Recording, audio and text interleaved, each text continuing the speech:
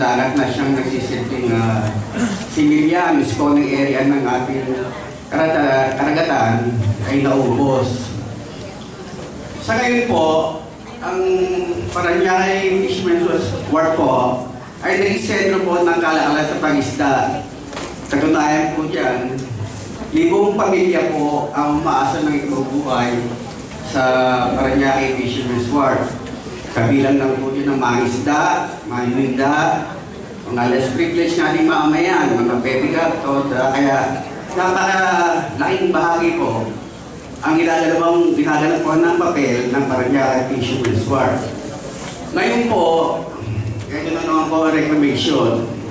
May tayo po Parañaque Fishermen's Wharf dahil po para po sa compensation sa mga isda.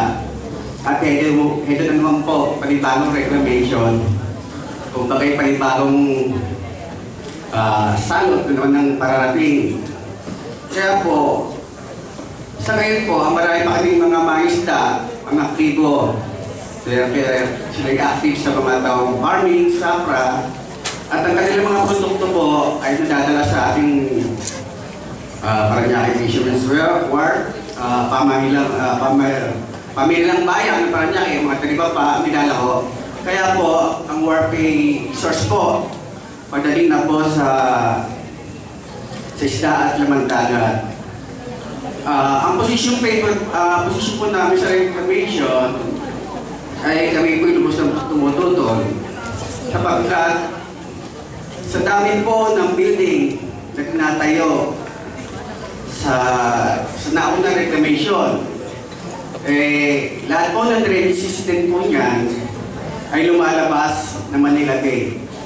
Kaya po napapagdalas na po ang pagsama ng tubig na uwi po sa fishkill at pagkamali na rin po ng marine products. Kung dadagdagan na naman po ang reclamation, masasabi ang pananaw po namin yan ay masasabi namin talagang mamamatay na po ang Manila Bay.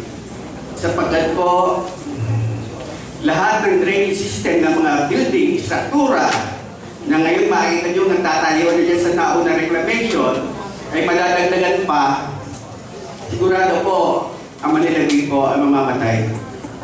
Matutulan po dun sa Ilog Pasig na wala na pong buhay, magiging waterway na lang po. Kaya ang sector po na naman ng mga isda, ang talo, laging napaparusahan, kaya siguro tatapusin na para. Kaya kami po tumututol sa panibagong reclamation. Alang-alang rin po sa mga isda natin. Maraming salamat po.